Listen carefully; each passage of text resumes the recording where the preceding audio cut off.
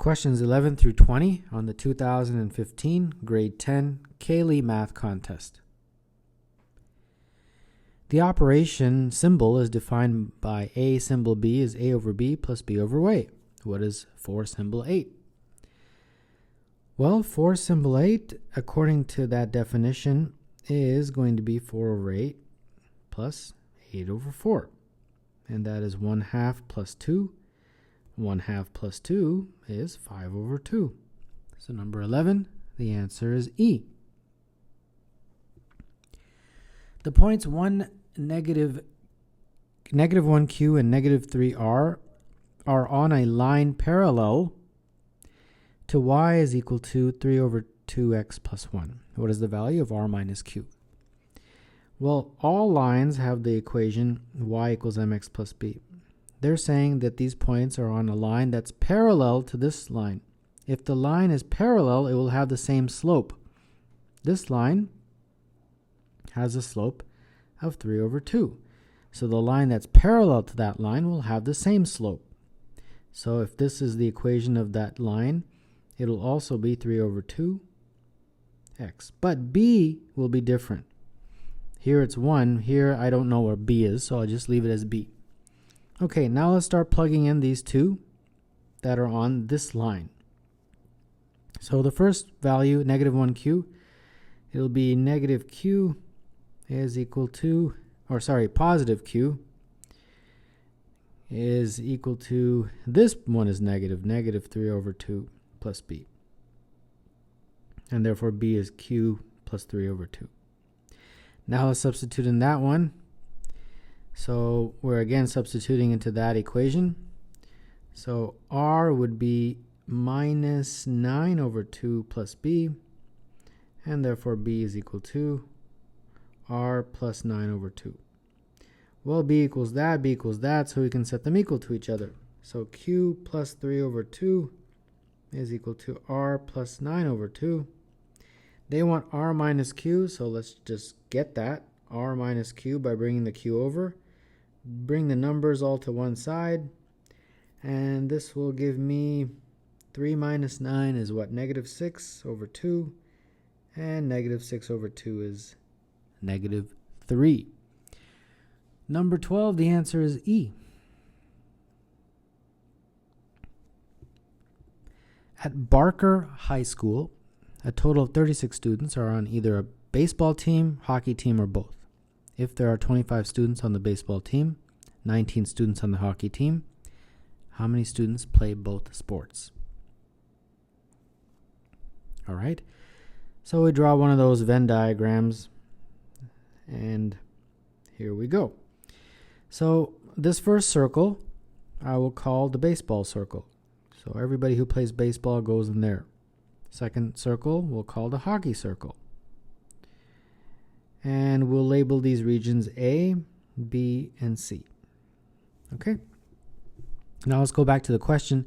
Total of 36 students are on either baseball, hockey, or both. So that means that A plus B plus C, 36. The whole diagram. Then they're saying 25 are on the baseball team.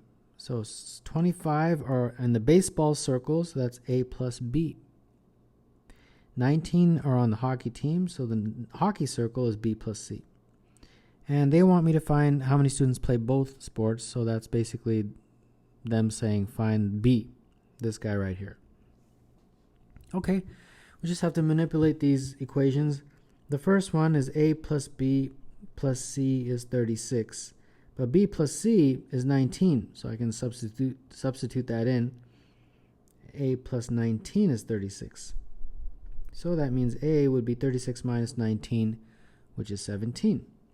Okay, I can now substitute A back into there. A plus B is 25. So that means 17 plus B is 25. And therefore B is 8. Therefore, number 13, the answer is B.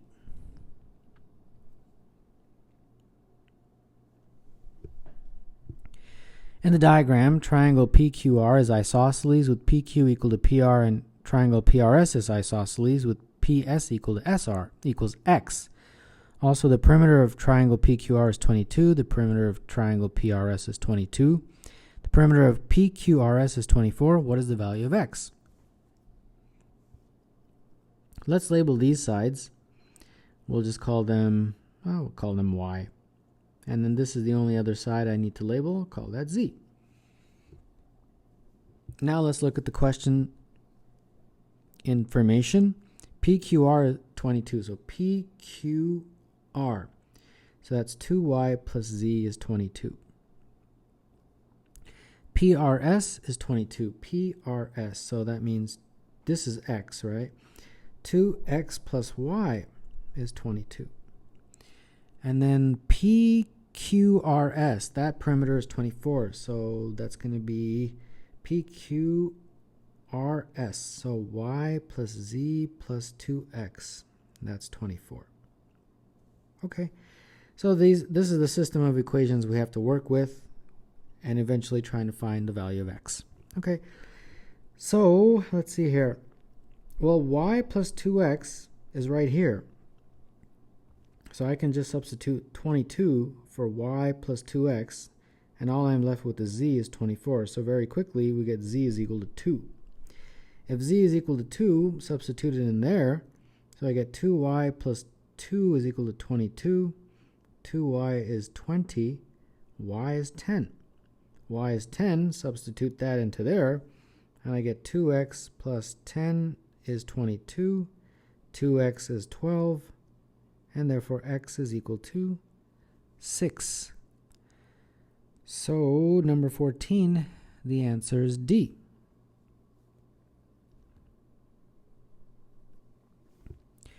If n is a positive integer, the symbol n exclamation mark, read n factorial, represents the product of the integers from 1 to n. For example, 4 factorial is 1 times 2 times 3 times 4, or 4 factorial is 24.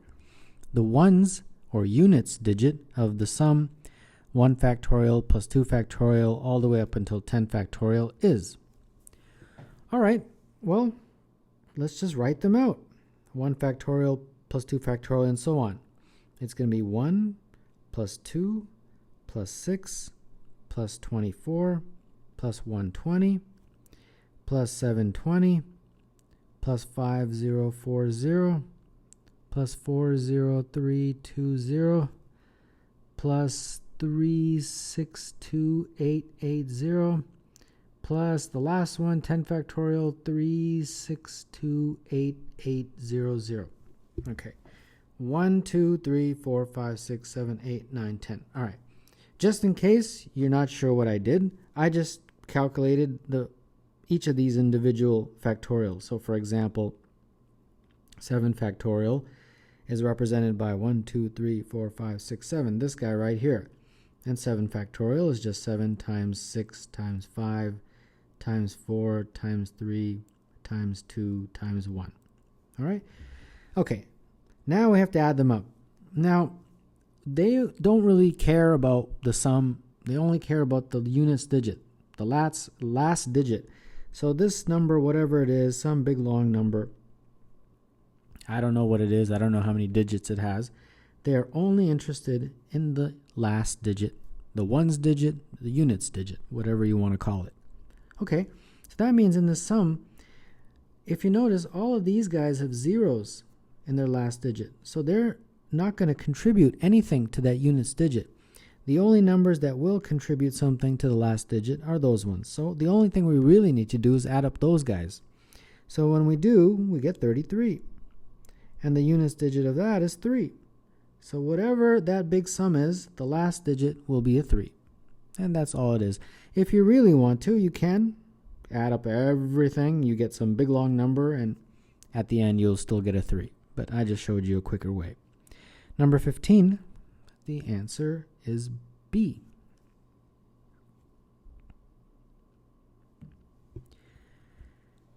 In a magic square, the numbers in each row, the numbers in each column, and the numbers on each diagonal have the same sum. In the magic square shown, the sum A plus B plus C equals. All right. So A plus 13 plus B, that's the sum of one row, and so on, right? So what we need to do is figure out first a sort of a general formula, and then we can figure out, kind of eliminate some of these. So I'm going to start with one column here and one row here. Those ones are pretty promising since they only have one unknown each. So A plus 19 plus 12 has to equal 19 plus C plus 11 because all the sums are equal of all the columns and the rows. So this basically tells me that A plus 1 is equal to C. All right, or A is equal to C minus 1, whichever way you want to write it. So now let's get a relationship between B and C. I'll use this column and this row. So B plus 11 plus 16 is equal to 19 plus C plus 11. So that means B is equal to 3 plus C. All right, so now they want A plus B plus C. So A plus B plus C will be C minus 1 plus 3 plus C plus C. So this sum that we're interested in is 3C plus 2 of that form, basically. So what we quickly can do is look at the answer choices and see which of those is in this form, 3C plus 2, where C is some integer, right? Because they're saying numbers. So obviously those are all integers. The only ones of the answer choices that could be of the form 3C plus 2, where C is an integer, are 46 and 50. All the other ones would not give you an integer value for C if you were to equate them to 3C plus 2. Okay, so we narrowed it down to 2, but obviously we have to narrow it down to 1. So let's make a table and let's see what happens. So A, B, C, and then our A plus B plus C. Well, we have to see if 47 works or if 50 works. If A plus B plus C is 47, then that would mean this would be 47. And that would mean that C is equal to 15. And since A is equal to C minus 1, A would be 14. And since B is equal to 3 plus C, B would be 18. And in a very similar way, you do the same calculations for A plus B plus C is 50. And when you do, you would get 16, 15, and 19. Okay, so far everything looks good for both of them, but we have to now create this magic square with those values. Okay, first let's talk about these guys. Let's see what happens. Let's plug this in. 14, 13, and 18. 19, 15, and 11. I've just substituted those for those first two rows. Now let's see what the sum is, because the sums have to be the same. The sum here is 45 if you add it up, and the sum here is 45. Okay, that works. So far, 47 looks like the one that's promising. But let's do the exact same thing for the other row, which is this guy right here. Let's see what happens there. 15, 13, and 19. And then 19, 16, and 11. Let's see, adding up these rows. This one is 47, and this one is 46. Well, there you go. They're not equal. So that means this doesn't work. So this is the only one that works. Therefore, the answer to number 16 is C.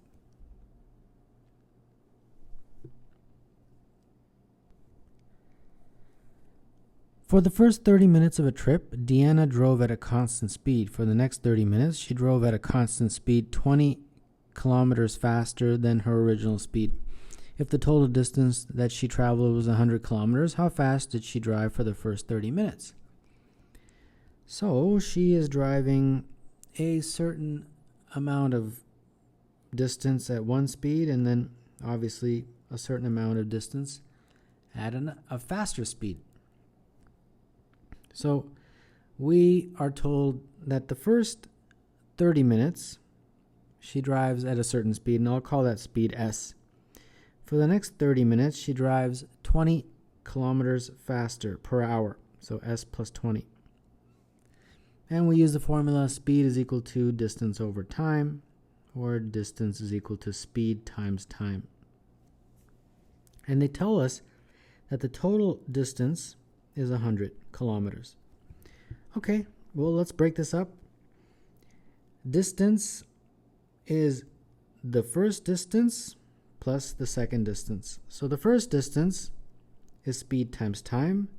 So S times time, and the time is 30 minutes, but I want to convert it to hours since S is in kilometers per hour. So that's a half an hour. Then I have to add this distance, and that's going to be S plus 20 times time, and the time again is half an hour, so put a half right there. Now the total distance is 100, so instead of D, I can put 100, and this is S over 2, and this is S plus 20 over 2.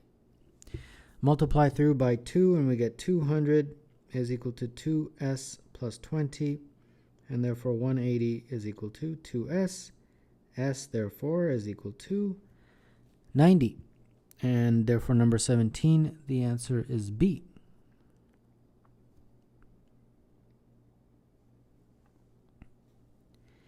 In the diagram, rectangle PQRS has side PQ on the diameter of the semicircle with R and S on the semicircle.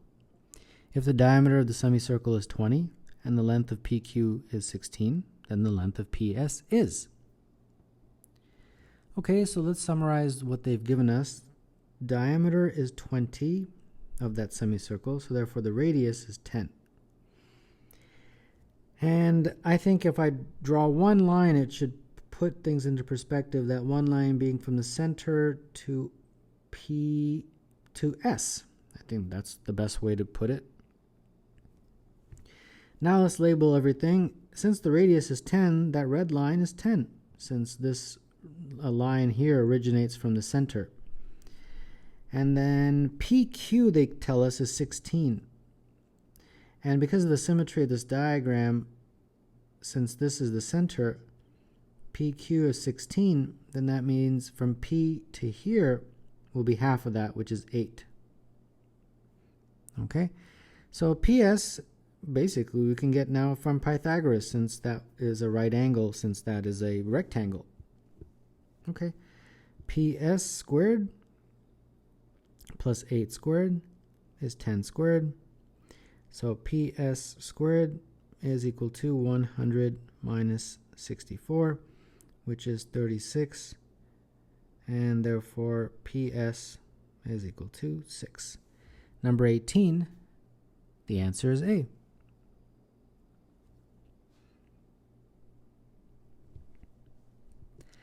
A bank teller has some stacks of bills. The total value of the bills in each stack is 1,000. Every stack contains at least one $20 bill or at least one $50 bill and no other types of bills. If no two stacks have the same number of $20 bills, what is the maximum possible number of stacks that the teller could have? So we have a bunch of stacks. We don't know how many. That's what we're trying to figure out. S1, S2, and so on, right? And each of these stacks has exactly $1,000.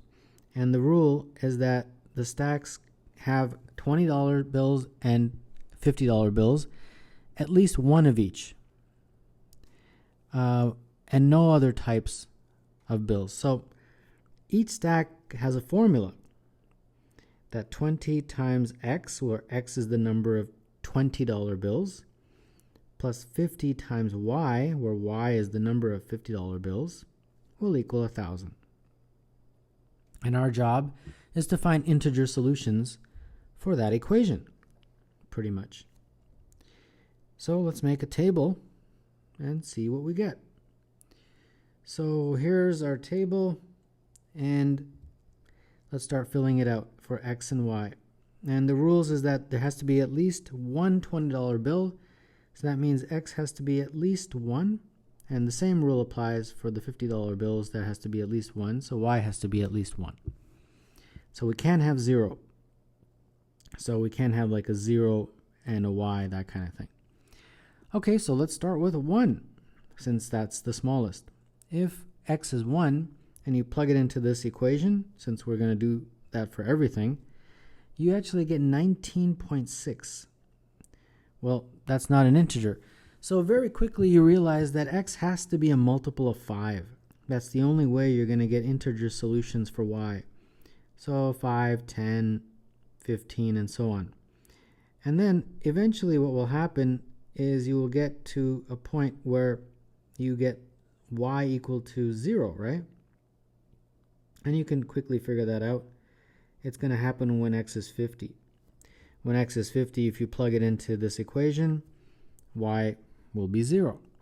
So since y has to be greater than 1 or equal to 1, this is not a valid integer solution, and this is not a valid integer solution because y was not an integer. So the only ones that are valid are these guys. Now we can just count them, 1, 2, 3, 4, 5, 6, 7, 8, 9, and circle 9, and off we go. 19 is 8. But just for the sake of completeness, I'll complete the table.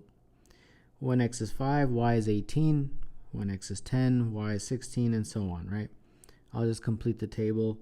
And so you can see that these are indeed integer solutions to that equation. And there we go. So it is indeed 9.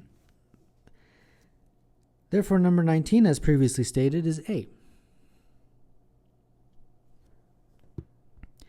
For how many integers n is 72 times 3 over 2 to the power of n equal to an integer?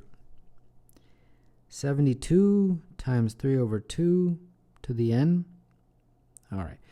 Let's break up 72 into its prime factors. It's going to be 2 times 2 times 2 times 3 times 3, 3 over 2 over n, like that. So this is 2 to the power of 3 times 3 to the power of 2 times 3 to the power of n divided by 2 to the power of n. Combining, we get 3 to the power of 2 plus n times 2 to the power of 3 minus n. Okay, so like I tend to do, I will make a table, and let's see what we get. So here I will put n. Here I will put 2 to the power of 3 minus n, 3 to the power of 2 plus n, and then of course the product, which is 2 to the power of 3 minus n times 3 to the power of 2 plus n. All right, here we go. So the first thing, of course, is where do I start? Obviously, I made a table. I've got to start somewhere, end somewhere, but where do I start? Do I start with 0? Do I start with 1, 2? Well, we quickly look at these two guys and realize for this guy, if I start with, say, 1, I can keep going forever, right? It's always going to be an integer no matter what I put. Whatever positive number I put for n, it doesn't seem like there's any kind of limit. But with this one, it does seem to have a limit. If I put 3 for n, the exponent will be 0, which is fine. But if I put something greater than 3, the exponent will start to become negative. So for example, if I put 4, 2 to the power of 3 minus n will become 2 to the power of negative 1, which is a half. This 3 to the power of 2 plus n will be 3 to the power of 6, which is fine. But when you multiply them, you will not get an integer. You'll get like 364.5 or something. So as you can see, the problem occurs when n is greater than 3. And in particular, it's with this guy. So I have to keep my n less than or equal to 3. So let's do that. Let's put 3. If I put 3, this becomes 1. This becomes 3 to the power of 5. And when you multiply them, it's 243. That's an integer, so that's good. When n is 2, this becomes 2. 3 to the power of 5, this is 162. When n is 1, this becomes 4. This is 3 to the power of 4. The product will be, sorry, that one was 3 to the power of 4. This is 3 to the power of 3. And the product will be 108. When n is 0, we're going by integers, of course. 8, 3 to the power of 2, which is 9, and that's 72. When it's negative 1, it will be 16. This will be 3. Product is 48. When we have negative 2, we will have 32. This will be 1. Product is 32. When this is negative 3, we will have 64. Now we get 1/3, and this will be 21.33. And as you can see, we are now no longer going to get integers. So we got integers here, 1, 2, 3, 4, 5, 6, for the corresponding values of n. And those are these guys. And there's 1, 2, 3, 4, 5, 6 of those. So 6 values of n make this expression an integer. Therefore, number 20, the answer is E.